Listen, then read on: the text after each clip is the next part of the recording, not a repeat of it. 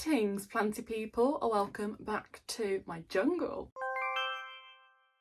So today I thought I would do a general care and tips and tricks video for philodendrons. But I will go into more detail for philodendrons that have different requirements. So philodendron is probably my top genus and what I have most of, I believe, because there are so many different ones and different colours, shapes, sizes, crawlers, climbers, blah blah blah blah blah.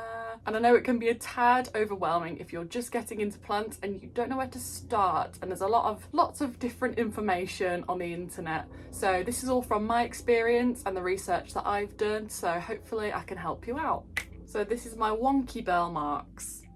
So philodendron in general, they love a really chunky aroid mix because they're quite sensitive to root rot and they like to have oxygen to the roots. I'm going to put you down, that was distracting. If you have a normal compost, for example, so it's got none of those fun bits like the orchid bark, no perlite, no leca, anything, pumice, zeolite, all the bits and pieces. If it doesn't have that, it will just be kind of too spongy, it'll hold too much moisture, rot the plant, and there won't be enough oxygen for the roots. So you want to get yourself a really nice chunky mix. You can get them pre-made. Soil Ninja have some really good ones, but if you're going to make it yourself, I recommend getting some peat-free compost, perlite. Some people use, instead of perlite, pumice, orchid bark, and I like to bulk it out a little bit as well with some leca balls just to make it extra chunky. Obviously you can kind of customize it depending on what the plant needs, but that's kind of my general rule. You just don't want it too moisture retaining. So let me know what you use in your philodendron mixes. I'm just curious what everyone does. Okay, so now we've got soil out of the way.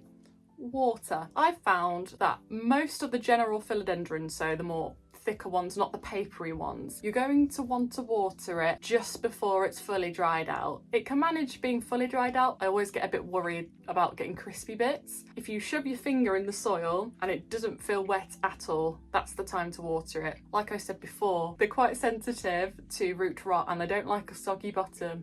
You can use filtered water or rainwater, but if you don't have hard tap water, it's absolutely fine. I haven't had any issues. I've got too many plants to filter all the water, so I just use normal tap water, and every other water I do fertilise. I just use the baby bio, but whatever you have will do. It's a little bit up for debate about how often you should fertilise, but I just do it every other watering, or sometimes even more. I've heard it can burn the roots if you give it too much, but I've never experienced it, so let me know your opinions on that one. Fertiliser isn't essential. I would say I highly recommend using it if you don't already. And next we have light. So I have found that the majority of philodendron like a nice bright medium. They can survive in a lower light, but it won't really do much and it might get a bit leggy like this. I had it in a bit of a darker area. I have now moved it under my grow light and it seems to be going a bit more upwards. So this is an example of it reaching for the light.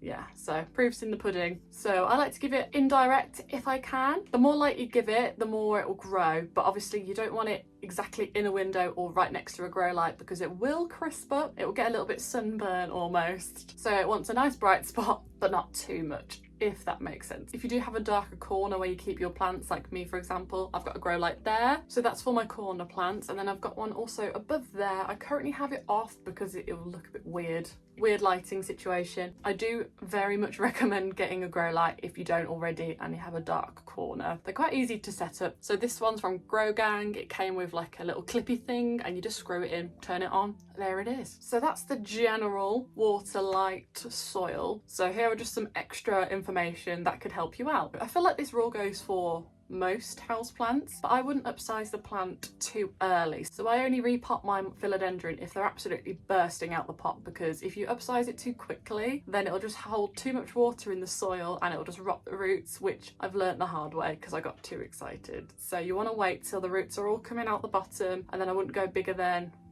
an inch or a centimetre. You just don't want to go too big basically. Moss poles I find are a really good way if you want your plant to get bigger. Now please do excuse these chewed up roots. This was actually a rescue one I got for half the price, which is why it's looking a bit busted, but since putting it on this moss pole, it seems to have nicely climbed and the leaves are looking a lot better than they were. A moss pole basically mimics, in the rainforest, they sometimes grow up tree trunks and mossy trees and stuff like that. So if you replicate that, you can get it to climb up nicely and it will put less energy into standing up. So you will notice that you'll get much bigger leaves and it will grow a lot quicker. The only thing is, you've got to kind of, as much as you can, keep the moss pole nice and moist, and you want it to be kind of wet so that the roots can latch on and grow upwards, if that makes any sense. And if you don't have the room or the plant isn't big enough for a moss pole, you can just use a stick until it gets bigger. That's what I've done here for my glorious, because I noticed it was leaning a bit and it was needing a bit of support, so this really helped. And philodendron, like the Brazil, micans, they're usually sold as a hanging plant.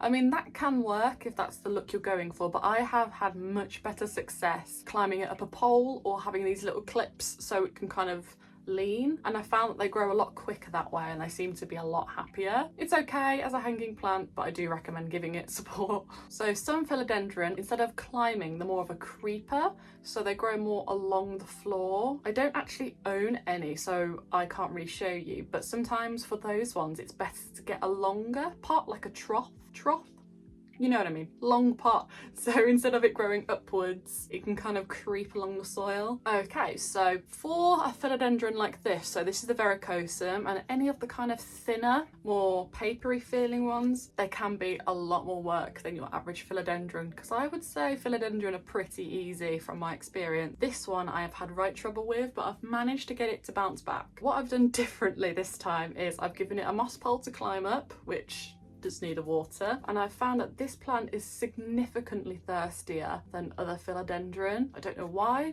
but it just is. I've also found it needs a lot more light, so a very bright indirect, and a lot of humidity, but I don't really have an issue with humidity because I keep all my plants quite close together, so it kind of creates its own little microclimate, so I don't really have to worry about that. But yeah, since watering it more, chopping off some crispy leaves, it's definitely bounced back. So if you're struggling with yours, water it more light, and definitely check for spider mites, because this plant just is a spider mite magnet for some reason. Propagation with philodendron tends to be fairly easy and straightforward, maybe except for ones like the ring of fire or tortum, as they've got very close nodes. How I do it is, as you can see here, this is from my propagation jar that I just have water in it. So what you're going to want to do is cut below the node, and as you can see here, here's another node and this one's actually starting to root.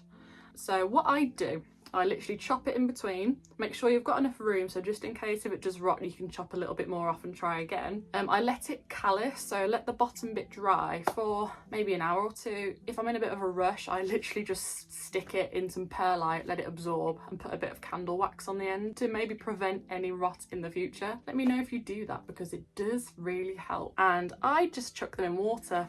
I've got a big jar of a mixture, some painted lady there, oh beautiful. I literally just chuck it in some water and then I change out the water every 2 weeks or so, but I do keep the water and I water it in my other plants because there's quite a lot of the rooting hormone that the plant gives off, so I don't know if that actually works, but my plants have seemed to be popping up a bit faster, and plus it's less wasteful. So, and once you start to get little roots like this, how cute is that? I would say wait until the roots are at least this long, and then you can repot it into soil or semi-hydro, whatever you fancy really. But yeah, it's fairly simple, a lot easier and a lot faster than propagating a Hoya, for example. They take forever for some reason. I don't know if that's just me. Let me know if you prefer to put them in water, moss, perlite, what else is there, pon?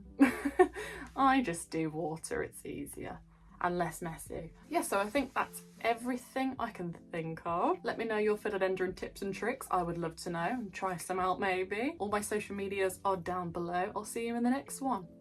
Bye bye.